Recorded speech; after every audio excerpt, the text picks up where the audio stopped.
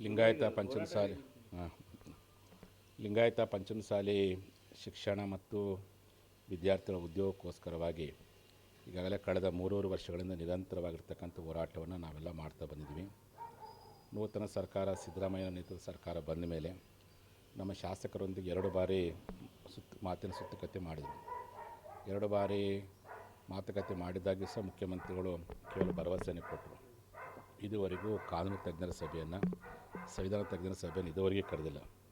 ಮೀಸಲಾತಿ ಪಟ್ಟಿಗೆ ಎಷ್ಟು ಮಟ್ಟಿಗೆ ಸ್ಪಂದನೆ ಮಾಡಬೇಕಾಗಿತ್ತು ಕಳೆದ 1 ವರ್ಷದ 8 ತಿಂಗಳಲ್ಲಿ, ಇದುವರೆಗೂ ಸ್ಪಂದನೆ ಮಾಡಿರ್ತಕ್ಕಂಥ ಬೇಸರ ಇಡೀ ರಾಜ್ಯದಲ್ಲಿ ಕಾಡ್ತಿದೆ. ಈ ಕಾರಣಕ್ಕೋಸ್ಕರವಾಗಿ ನಾನು ನಮ್ಮ ಸಮಾಜದ ಸುಮಾರು 15 ಜನ 20 ಜನ ಶಾಸಕರು ಎಲ್ಲರ ಮನೆಗೂ ಭೇಟಿ ಕೊಟ್ಟು ನೀವು ಅಧಿವೇಶನ ಮಾತಾಡಿ ಗಮನ ಸೆಳೀರಿ ಅಂತ ಹೇಳಿದ್ವಿ. ನಮ್ಮ ಶಾಸಕರು ನಮ್ಮ ಮಾತಿಗೆ ಹೋಗೊಟ್ಟು ಪತ್ರ ಬರೆದು ಸ್ಪೀಕರ್ಗೆ ನಮಗೆ ಮಾತಾಡಲಿಕ್ಕೆ ಅವಕಾಶ ಕೊಡ್ರಿ ಅಂತೇಳಿ. ಆದರೆ ಸಭಾಧ್ಯಕ್ಷರು ನಮ್ಮ ಸಮಾಜದ ಶಾಸಕರ ಪತ್ರಕ್ಕೆ ಯಾವುದೇ ಕವಡೆ ಕಾಸಿನ ಕಿಮ್ಮತ್ತಿನ ಬೆಲೆ ಕೊಳ್ಳಾರ್ದೇ ಮಾತಾಡಲಿಕ್ಕೆ ಅವಕಾಶ ಕೊಡಲಿಲ್ಲ. ಕೊನೆ ಪಕ್ಷ ನಮ್ಮ ಶಾಸಕರಾದರೂ ಅವಕಾಶ ಕೊಟ್ಟಿಲ್ಲ ಅಂತೇಳಿ ಅದನ್ನು ಪ್ರತಿಭಟಿಸಿ ಸಭಾತ್ಯಾಗ ಮಾಡೋದು ಪ್ರಯತ್ನವನ್ನು ಮಾಡಬೇಕಾಗಿತ್ತು. ಅಥವಾ ಮುಖ್ಯಮಂತ್ರಿ ಬಳಿಗೆ ಹೋಗಿ 1 ವರ್ಷದಿಂದ 8 ತಿಂಗಳಾಯಿತು, ನೀವು ಇವತ್ತಿನವರೆಗೂ ನಮ್ಮ ಹೋರಾಟಕ್ಕೆ ಯಾವುದೇ ಸ್ಪಂದನೆ ಮಾಡ್ತಾರೆ, ಸ್ಪಂದನೆ ಮಾಡಿರಿ ಅಂತ ಹೇಳ್ಬೋದಾಗಿತ್ತು. ಆದರೆ ಆ ಕೆಲಸ ನಮ್ಮ ಶಾಸಕರು ಮಾಡಿಲ್ಲ. ಹಾಗಾಗಿ ಜನರಲ್ಲಿ ಸ್ವಲ್ಪ ನಿರಾಶೆ ಮೂಡಿದೆ.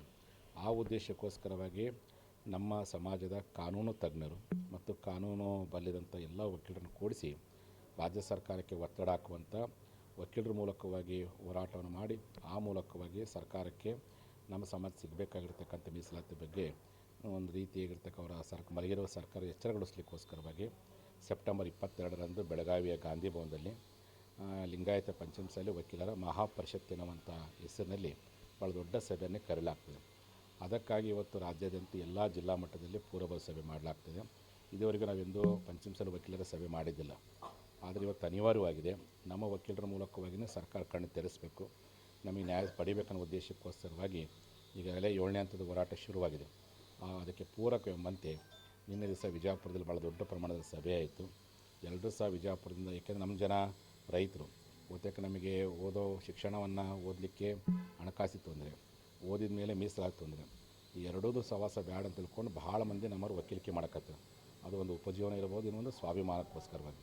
ಹಾಗೆ ಅತಿ ಹೆಚ್ಚು ಪಂಚಮಸಾಲಿಗಳಲ್ಲಿ ವಕೀಲರಿರೋದ್ರಿಂದ ಈ ವಕೀಲರನ್ನ ಸಂಘಟನೆ ಮಾಡಿ ಸರ್ಕಾರ ಕಣ್ಣು ತೆರೆಸಬೇಕು. ಸರ್ಕಾರ ಏನು ಕಳೆದ 1 ವರ್ಷ 8 ತಿಂಗಳಲ್ಲಿ ನಿರ್ಲಕ್ಷ್ಯ ಮಾಡ್ತಿದೆ, ಆ ಸರ್ಕಾರಕ್ಕೆ ಬಿಸಿ ಮುಟ್ಟಿಸ್ಬೇಕನ್ನೋ ಕಾರಣಕ್ಕೋಸ್ಕರವಾಗಿ 27ನೇ ತಾರೀಕು ಪಂಚಮಸಾಲಿ ವಕೀಲರ ಮಹಾಪರಿಷತ್ತನ್ನು ಮಾಡಿ ಅಲ್ಲಿ ಕೆಲವು ನಿರ್ಣಯಗಳನ್ನು ತೆಗೆದುಕೊಂಡು ಆ ಮೂಲಕ ಮಾನ್ಯ ಮುಖ್ಯಮಂತ್ರಿಗಳಿಗೆ ಒತ್ತಡ ಹಾಕುವಂಥ ಕೆಲಸವನ್ನು ಮಾಡಬೇಕಂತ ನಿರ್ಧಾರ ಮಾಡೀವಿ.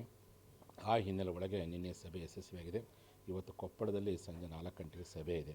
ಅದಾದ ನಂತರ ನಾಳೆ 1ನೇ ತಾರೀಕು ಕೂಡಲ ಸಂಗಮದಲ್ಲಿ ಸಹ ಒಂದು ಸಭೆಯನ್ನು ಕರೆಯಲಾಗಿದೆ. ಎಲ್ಲ ನಮ್ಮ ಸಮಾಜದ ಬಾಂಧವರು ಶ್ರಾವಣ ಮಾಸದ ಅಂಗವಾಗಿ ಬಸವ ಪಂಚಮಿ ಕಾರ್ಯಕ್ರಮ ಮಾಡ್ತಿದೆ. 3ನೇ ತಾರೀಕು ಹಾವೇರಿಯಲ್ಲಿದೆ, 6ನೇ ತಾರೀಕು ಗದಗಲ್ಲಿದೆ, 7ನೇ ತಾರೀಕು ಗುಲ್ಬರ್ಗದಲ್ಲಿದೆ ಮತ್ತು 4ನೇ ತಾರೀಕಿಂದ 10ನೇ ತಾರೀಕು ಬೆಳಗಾವಿ ಎಲ್ಲ ಬಾರ್ ಅಸೋಸಿಯೇಷನ್ಗಳಲ್ಲಿ ಹೋಗಿ ಸಭೆಗಳನ್ನು ಇಡೀ ತಾಲೂಕಿನೆಲ್ಲ ಸಭೆಗಳು ಮಾಡಲಾಗ್ತದೆ. ಒಟ್ಟಾರೆ ಎಲ್ಲ ಕಡೆ ಸಭೆ ಮಾಡಿ ನಮ್ಮ ಸಮಾಜದ ಮಹಾಪರಿಷತ್ತನ್ನು ಮಾಡಿ ಆ ಮುಖಾಂತರವಾಗಿ ಹೋರಾಟದ ತೀವ್ರಗೊಳಿಸುವಂಥ ಕೆಲಸಕ್ಕೆ ನಾವೆಲ್ಲ ಕೈ ಹಾಕ್ತಿದ್ದೀವಿ. ಈ ಹೋರಾಟಕ್ಕೂ ಸರ್ಕಾರ ಸ್ಪಂದನೆ ಮಾಡದೆ ಹೋದರೆ, ಸಹಕಾರ ಕೊಡದೆ ಹೋದರೆ ಅಧಿವೇಶನದಲ್ಲಿ ಬೃಹತ್ ಪಂಚಮಸಾಲಿ ವಕೀಲರ ಒಂದು ಭಾಳ ದೊಡ್ಡ ಪ್ರತಿಭಟನಾ ಸಭೆಯನ್ನು ಮಾಡುವ ಆಲೋಚನೆ ಇದೆ. ಆ ನಿರ್ಧಾರವನ್ನು ನಾಳೆ ದಿವಸ 22ನೇ ತಾರೀಕು ನಡೆಯುವಂತಹ ಒಂದು ಪಂಚಮಸಾಲಿ ವಕೀಲರ ಮಹಾಪರಿಷತ್ನ ಸಭೆಯಲ್ಲಿ ನಾವೆಲ್ಲ ತೆಗೆದುಕೊಳ್ತೀವಿ ಅಂತ ಮಾತನ್ನು ಮಾಧ್ಯಮ ಮೂಲಕ ಈ ಮೂಲಕ ಹೇಳಿಕೆ ಹೆಚ್ಚಿಕೊಡ್ತಾ, ಹಾಗಾಗಿ ಎಲ್ಲ ನಮ್ಮ ಸಮಾಜದ ವಕೀಲರು ಮತ್ತು ಸಮಾಜ ಬಾಂಧವರು ಮುಂಬರುವಂಥ ಯಾವುದೇ ಹೋರಾಟಕ್ಕೆ ಏನೇ ಕರೆ ಕೊಟ್ಟಾಗೂ ನೀವೆಲ್ಲ ಈಗಿಂದಲೇ ಸನ್ನದ್ಧರಾಗಲಿ ಅನ್ನುವಂಥ ಮಾತನ್ನು ಈ ಮೂಲಕ ಹೇಳಿಕೆ ಹೆಚ್ಚಿಕೊಡ್ತೀವಿ. ಈ ವಕೀಲರ ಹೋರಾಟ ಯಾವ ರೀತಿ ವಕೀಲರು, ಯಾಕಂದರೆ ವಕೀಲರಿಗೆ ಕಾನೂನು ಗೊತ್ತಿದೆ, ಬುದ್ಧಿವಂತರಿದ್ದಾರೆ ಮತ್ತು ಯಾವ ರೀತಿ ಹೋರಾಟ ಮಾಡಿದರೆ ಸರ್ಕಾರವನ್ನು ಎಚ್ಚೆತ್ತುಗೊಳಿಸ್ಬೋದು ಅನ್ನೋದನ್ನು ಸ್ವತಂತ್ರ ಹೋರಾಟದಿಂದ ನಾವು ಕಲ್ಕೊಂಡಿದ್ದೀವಿ. ಬಹುತೇಕ ನಮ್ಮ ದೇಶದಲ್ಲಾಗಿರ್ತಕ್ಕಂಥ ಎಲ್ಲ ಹೋರಾಟದ ಹಿನ್ನೆಲೆಯಲ್ಲಿ ವಕೀಲರ ಪಾತ್ರ ಭಾಳ ದೊಡ್ಡದಿದೆ.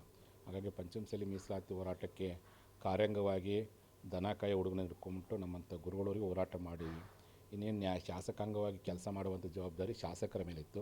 ಅವರು 1 ವರ್ಷದ 6 ತಿಂಗಳಲ್ಲಿ ಎಷ್ಟು ಮಟ್ಟಿಗೆ ಸರ್ಕಾರದ ಕಣ್ತೆರೆಸುವಂಥ ಅಧಿವೇಶನ ಹೋರಾಟ ಮೂಲಕ ಹೋರಾಟ ಮಾಡಿಲ್ಲ.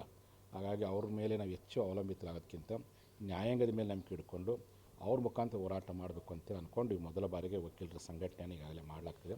ವಕೀಲರ ಮೂಲಕ ಒತ್ತಡ ಹಾಕಿದರೆ ಬಹುತೇಕ ಮುಖ್ಯಮಂತ್ರಿಗಳಿಗೆ ಮನಸ್ಸು ಪರಿವರ್ತನೆ ಆಗ್ಬೋದು ಅನ್ನುವಂಥ ಆಶಾವಾದ ನಮ್ಮದಾಗಿದೆ. ಅಲ್ಲ ಸರ್, ಈಗ BJP ಸರ್ಕಾರ ಇದ್ದಂಥ ಏನು ಫೋರ್ಸ್ ಇತ್ತು, ಆ ಒಂದು ಏನು ನಿಮ್ಮ ಪ್ರತಿಭಟನೆಗಳು ಹೋರಾಟಗಳಿದ್ವು, ಯಾಕೆ ಕಾಂಗ್ರೆಸ್ ಗೌರ್ಮೆಂಟ್ ಆದಮೇಲೆ ಆ ಒಂದು ಹೋರಾಟ, ಆ ಒಂದು ಉತ್ಸುಕತೆ ಯಾಕೆ ಕಡಿಮೆ ಆಗಿದೆ ಅಂತ? ಇಲ್ಲ, ಬಿ ಜೆ ಪಿ ಸರ್ಕಾರದಲ್ಲಿ ಬಸವರಾಜ ಬೊಮ್ಮಾಯಿಯವರು ನಮ್ಮ ಹೋರಾಟದ ಬಗ್ಗೆ ಅವ್ರಿಗೆ ಗೌರವ ಇತ್ತು. ಅವ್ರು ಎಲ್ಲೇ ಒಂದು ಕಡೆ ಸ್ಪಂದನೆ ಮಾಡ್ತಿದ್ರು. ಆ ಸರ್ಕಾರದಲ್ಲಿರ್ತಕ್ಕಂಥ ಎಲ್ಲ ಶಾಸಕರು ಬಸವನಗೌಡರನ್ನ ಮೊದಲು ಮಾಡಿಕೊಂಡು ಅರವಿಂದ್ ಬೆಲ್ಲದ ಇರ್ಬೋದು, ಸಿ ಸಿ ಪಾಟೀಲ್ ಆಗಿರ್ಬೋದು, ಎಲ್ಲರೂ ಸಿದ್ದು ಸೌದಿ ಆಗಿರ್ಬೋದು, ಕಡಾಡಿ ಸಂಗಣ್ಣ ಕಡಾಡಿ ಆಗಿ ಎಲ್ಲರೂ ಮುಕ್ತ ಹೋರಾಟ ಮಾಡ್ತಿದ್ರು. ಅಲ್ಲಿ ಮುಕ್ತವಾದ ವಾತಾವರಣ ಇತ್ತು. ಬೊಮ್ಮಾಯಿಯವರಿಗೂ ನಮ್ಮ ಸಮಾಜದ ಋಣ ತೀರಿಸುವಂಥ ಒಂದು ಭಾವನೆ ಇತ್ತು. ಆಗ ನಮ್ಮ ಹೋರಾಟ ಒಂದು ಹಂತದಲ್ಲಿ ಯಶಸ್ಸನ್ನು ಕಂಡಿದೆ. ಈಗ ಉಳಿದಿರ್ತಕ್ಕಂಥದ್ದೇನು, ಸುಪ್ರೀಂ ಕೋರ್ಟ್ ಇರ್ತಕ್ಕಂಥ ಮೀಸಲಾತಿ ವಿಚಾರ, ಅದನ್ನಾದರೂ ಇಂಪ್ಲಿಮೆಂಟ್ ಮಾಡಲಿ. ಇಲ್ಲ ನಾವೇನು ಮೂಲ 2A ಮೀಸಲಾತಿ ಕೇಳಕತ್ತೀವಿ ಅದನ್ನಾದರೂ ಕೊಡೋ ಪ್ರಯತ್ನ ಈಗಿನ ಸರ್ಕಾರ ಮಾಡಬೇಕಾಗಿತ್ತು. ಹಾಗಾಗಿ ಉಗ್ರ ಹೋರಾಟ ಮಾಡಿದ್ವಿ ಬಿಟ್ಟಂತಿಲ್ಲ. ಉಗ್ರ ಹೋರಾಟ ಮಾಡಲಿಕ್ಕೆ ಸಮಯ ಸಂದರ್ಭ ಬೇಕಾಗುತ್ತೆ. ಹೊಸದಾಗಿ ಸರ್ಕಾರ ರಚನೆ ಆಗಿರೋದ್ರಿಂದ ಒಂದೇ ಸರಿ ನಾವು ಉಗ್ರ ಹೋರಾಟ ಮಾಡೋದು ಬೇಡ. ಅವರ ಮನವೊಲಿಸವನ್ನು ಅವ್ರ ಕಡೆ ಗಮನ ಸೆಳೆಯಲಿನ ಕಾರಣಕ್ಕೆ ಈಗಾಗಲೇ ರಾಜ್ಯಾದ್ಯಂತ 12 ತಿಂಗಳ ಕಾಲ ಸುಮಾರು 12 ಜಿಲ್ಲಾ ಕೇಂದ್ರಗಳೇ ರಾಷ್ಟ್ರೀಯ ಹೆದ್ದಾರಿ ಬಂದ್ ಮಾಡಿದ್ವಿ. ಅದಕ್ಕೂ ಸರ್ಕಾರ ಮಣಿದಿಲ್ಲ. ಈ ಹಿನ್ನೆಲೆ ಒಳಗೆ ಶಾಸಕರ ಮುಖಾಂತರ ಒತ್ತಡ ಹಾಕೊಂಡು ಮಾಡಿದ್ವಿ. ಶಾಸಕರು ಮಾತಾಡಲಿಕ್ಕೆ ಅವಕಾಶನೇ ಕೊಡಲಿಲ್ಲ ಸ್ಪೀಕರ್ ಅವರು. ಅಂದರೆ ಇಲ್ಲೇ ಒಂದು ಕಡೆ ನಮ್ಮ ಶಾಸಕರ ಧ್ವನಿಯನ್ನು ಅಡಗಿಸುವಂಥ ತಂತ್ರಗಾರಿಕೆ ನಡೀತಿದೆ ಅನ್ನುವಂಥ ಒಂದು ಅನುಮಾನ ವ್ಯಕ್ತವಾಗ್ತಾಯಿದೆ. ಅದಕ್ಕೆ ಕೊನೆಗೆ ಪಾಪ ಅನಿವಾರ್ಯ. ಏಕೆ ಹೊಸದಾಗಿ ಶಾಸಕರಾಗಿದ್ದಾರೆ, ಅವ್ರಿಗೆ ಆಸೆ ಆಕಾಂಕ್ಷೆಗಳು ಇರ್ತವೆ. ಅವತ್ತಿನ ಮುಖ್ಯಮಂತ್ರಿ ಬೊಮ್ಮಾಯಿಯವರ ಪರಿಸ್ಥಿತಿನೇ ಬೇರೆ, ಇವತ್ತಿನ ಸಿದ್ದರಾಮಯ್ಯ ಸರ್ಕಾರನೇ ಬೇರೆ. ಸಿದ್ದರಾಮಯ್ಯನವರು ಯಾವಾಗಲೂ ಕಾನೂನು, ಅಂಬೇಡ್ಕರ್, ಸಂವಿಧಾನ ಅಂತ ಭಾಷಣ ಮಾಡೋರು. ಇಂಥ ಸಂದರ್ಭ ನಮ್ಮ ಶಾಸಕರು ಏನು ಮಾತಾಡೋಕ್ಕೆ ಹೋದರೆ ಅವರು ಆ ಮಾತಿನ ಮೂಲಕವೇ ನಮ್ಮ ಧ್ವನಿಯನ್ನು ಅಡಗಿಸುವಂಥ ಪ್ರಯತ್ನ ಮಾಡ್ತಿದ್ದಾರೆ. ಅದಕ್ಕೆ ವಕೀಲರ ಮುಖಾಂತರವಾಗಿ ಒತ್ತಡ ಹಾಕಬೇಕನ್ನೋ ಕಾರಣಕ್ಕೆ ಈಗ ವಕೀಲರ ಮೂಲಕ ಹೋರಾಟ ಮಾಡಬೇಕಂತ ತೀರ್ಮಾನ ಮಾಡಿದ್ವಿ. ಅಲ್ಲ, ಈಗ ನಿಮ್ಮ ಕಾಂಗ್ರೆಸ್ ಅನೇಕ ಶಾಸಕರಿದ್ದಾರೆ, ಅದರಲ್ಲಿ ನಿಮ್ಮ ಸಮಾಜದ ಅವಾಗೂ ಕೂಡ ಹೋರಾಟ ಮಾಡುವಂಥ ಸಚಿವರಿದ್ದಾರೆ. ಶಿವಾನಂದ ಪಾಟೀಲ್ ಇದ್ದಾರೆ, ಲಕ್ಷ್ಮೀ ಹೆಬ್ಬಾಳ್ಕರ್ ಅವರಿದ್ದಾರೆ, ಆಮೇಲೆ ಹುನಗುಂದದ ರಾಷ್ಟ್ರೀಯ ಅಧ್ಯಕ್ಷರಿದ್ದಾರೆ ನಿಮ್ಮ ಸಂಘಟನೆ. ಮತ್ತು ಇವರೆಲ್ಲ ಏನು ಮಾಡ್ತಾ ಇದ್ದಾರೆ ಸರ್? ಆಗಿದ್ದರೆ ಏನು ಮಾಡೋಕ್ಕಾಗತ್ತೆ? ನಾವು ಈಗ ಏನಾಗೈತೆ ಅಂದರೆ, ಹಿಂದೆ ನಮ್ಮ ಪಾದಯಾತ್ರೆ ಹೋರಾಟಕ್ಕೆ ಅವರೆಲ್ಲ ಬೆಂಬಲ ಕೊಟ್ಟಿದ್ದರು. ಶಾಸಕರಾದಮೇಲೆ ಅವ್ರಿಗೇನು ಒತ್ತಡ ಬಿದ್ದಿದೆ ಗೊತ್ತಿಲ್ಲ. ಅಧಿಕಾರಕ್ಕಾಗಿ ಬೆಂಬಲ ಕೊಟ್ಟರು. ನನಗೆ ನೋಡ್ರಿ, ನಾನು ಅವ್ರ ಬಗ್ಗೆ ಪಾಪ ಅಷ್ಟಾರು ಪ್ರಯತ್ನ ಪಟ್ಟರು ಅಂತ ಋಣ ನನ್ನ ಮೇಲಿದೆ. ಅಷ್ಟಾರು ಕೆಲಸ ಮಾಡ್ಯಾರ ಬಿಡಪ್ಪ. ಈಗ ಹೊಸ್ದಾಗಿ ಶಾಸಕರಾಗ್ಯಾರ, ಅವರು ಅವ್ರಿಗೆ ಬೇರೆ ಆಸೆ ಆಕಾಂಕ್ಷೆ ಇರ್ತಾವೆ. ಅವ್ರು ಏನೇನೋ ಕನಸು ಕಾಣ್ತಿರ್ತಾರೆ. ಆ ಕನಸಿಗೆ ಅಡ್ಡಿ ಆಗ್ಬಾರ್ದು ಕಾರಣಕ್ಕೆ ನಾವು ಎಲ್ಲಿ ಹೋರಾಟ ಕರಿತಲ್ಲ ಅವ್ರನ್ನ. ಅವ್ರಿಗೇನಂದ್ರೆ ಕೊನೆ ಪಕ್ಷ ನೀವು ನಮ್ಮ ಜೊತೆ ಹೋರಾಟ ಬರೋಕ್ಕಾಗಲ್ಲ, ನಿಮ್ಮನ್ನು ನಮ್ಮ ಜನ ನಂಬಿ. ನೀವೇನು ಇವತ್ತು MLA ಆಗಿದ್ದೀರಿ, ನೀವು MLA ಆಗಲಿಕ್ಕೆ ಕೇವಲ ನಿಮ್ಮ ಪಕ್ಷದ ಚಿಹ್ನೆ ಅಷ್ಟೇ ಕಾರಣ ಅಲ್ಲ. ಬೇರೆ ಬೇರೆ ಜಾತಿರು ಓಟ್ ಹಾಕಿರ್ಬೋದು. ಪಂಚಮಸಾಲಿ ಹೋರಾಟ ನೀವು MLA ಆಗಲಿಕ್ಕೆ ಭಾಳ ದೊಡ್ಡ ಸಹಕಾರ ಕೊಟ್ಟಿದೆ. ನಿಮ್ಮ ಮೇಲೆ ಋಣಭಾರ ಇದೆ.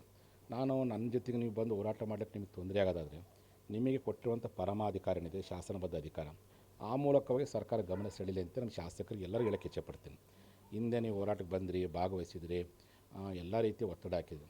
ಶಾಸಕರಾದಮೇಲೆ ನಿಮಗೆ ಬರಲಿಕ್ಕೆ ಮುಜುಗರ ಆಗೋದಾದರೆ, ಅಥವಾ ಮುಖ್ಯಮಂತ್ರಿ ಸಿದ್ದರಾಮಯ್ಯರ ಜೊತೆ ಮಾತಾಡಲಿಕ್ಕೆ ನಿಮಗೇನಾದರೂ ಭಯ ಕಾಡ್ತಾಯಿದ್ರೆ ನೀವು ಅಧಿವೇಶನದಲ್ಲಿ ಮಾತಾಡಬೇಕಾಗಿತ್ತು. ಅಧಿವೇಶನದಲ್ಲಿ ನೀವು ಮಾತಾಡಲಿಕ್ಕೆ ಅವಕಾಶ ಕೊಟ್ಟಿಲ್ಲಪ್ಪ ಅಂದರೆ ಅವತ್ತಿನ ಸಭಾತ್ಯಾಗ ಮಾಡಬೇಕಾಗಿತ್ತು. ನಮ್ಮ ಜನರಿಗೆ ಒಂದು ಭರವಸೆ ಕೊಡ್ರಿ, ನಮ್ಮ ಶಾಸಕರು ಗೆದ್ದ ಮೇಲೂ ಸಹ ಹಂಗಾದರೆ ಅವ್ರು ಮಾತಾಡ್ತಿದ್ದಾರೆ ಅಂತೇಳಿ. ಪಾಪ ಅವ್ರಿಗೆ ಅನಿವಾರ್ಯ ಇರ್ಬೋದು. ಆಗ ನಾನು ಅವ್ರಿಗೆಲ್ಲ ಏನು ಹೇಳ್ತೀನಪ್ಪ ಅಂದರೆ, ನಾನು ಹೊರಗಡೆ ಹೋರಾಟ ಮಾಡ್ತೀನಿ, ನೀವು ಒಳಗಡೆ ಹೋರಾಟ ಮಾಡಿರಿ. ಕೊನೆ ಪಕ್ಷ CM ಅವ್ರಿಗೆ ಹೋಗಿ ಒತ್ತಡ ಹಾಕೋರು ಕೆಲಸ ಮಾಡಿರಿ ಅಂತ. ನೀವು ಮಾಡದೇ ಇದ್ದರೆ ನಮ್ಮ ಜನ ಅಸಮಾಧಾನಗೊಳ್ತಾರೆ. ನಾವು ಮೀಟಿಂಗಾರ ಕರೀರಿ, ಏನೂ ಮಾಡೋಬೇಡ. ಕೊನೆ ಮುಂಚೆ ನಮ್ಮ ಪರಿಸ್ಥಿತಿ CMಗೆ 2A ಕೇಳೋಂಥ ಪರಿಸ್ಥಿತಿ ಇತ್ತು. ಈಗ ಏನೈತೆ, ನಮ್ಮ ಶಾಸಕರು ಮಾತಾಡೋ ಮಟ್ಟಿಗೆ ನಮ್ಮ ಪರಿಸ್ಥಿತಿ ಹೋಗ್ಬಿಟ್ಟೈತಿ. ಅದು ಭಾಳ ಬೇಸರ ಆಗೈತಿ. ಆ ನೋವು ನಮಗೆ ಕಾಡ್ತಾ ಇದೆ. ಆದರೂ ನೋವು ಐತೆ ಅಂತೇಳಿ ಯಾರ ಮೇಲೆ ಡಿಪೆಂಡ್ ಹಾಕೋ ಅವಶ್ಯಕತೆ ಇಲ್ಲ. ದನಕಾಯ ಜನ ಇದ್ದಾರೆ, ಹಮಾಲಿ ಮಾಡೋ ಜನ ಇದ್ದಾರೆ, ಕೂಲಿಕಾರರಿದ್ದಾರೆ, ಯುವಕರಿದ್ದಾರೆ, ನಂಬಿರುವಂಥ ಲಕ್ಷಾಂತರ ಜನ ಇದ್ದಾರೆ. ಇವತ್ತು ನಮ್ಮ ವಕೀಲರ ಟೀಮ್, ಇಡೀ ಪಂಚಮಸಾಲಿ ವಕೀಲರು ಎಲ್ಲ ಕಡೆ ಜಾಗೃತಿ. ಅವ್ರು ಹೇಳಿದ್ದಾರೆ, ಸ್ವಾಮೀಜಿ ನಿಮ್ಮ ಹೋರಾಟ ಬೆಂಬಲ ಇದ್ದೀವಿ ಅಂತ. ಅವರ ಒಂದು ಜಾಣ್ಮೆ, ಅವರ ಒಂದು ಜ್ಞಾನವನ್ನು ಸದ್ಬಳಕೆ ಮಾಡಿಕೊಂಡು ಸರ್ಕಾರಕ್ಕೆ ಒತ್ತಡ ಕೆಲಸವನ್ನು ಮಾಡ್ತಿದ್ದೀವಿ. ಈಗ ಯತ್ನಾಳ್ ಅವ್ರ ಮೇಲೆ ಒಂದು ರೀತಿ ಏನಂತಂದರೆ, ನಿಮ್ಮೇ ಸಮಾಜದ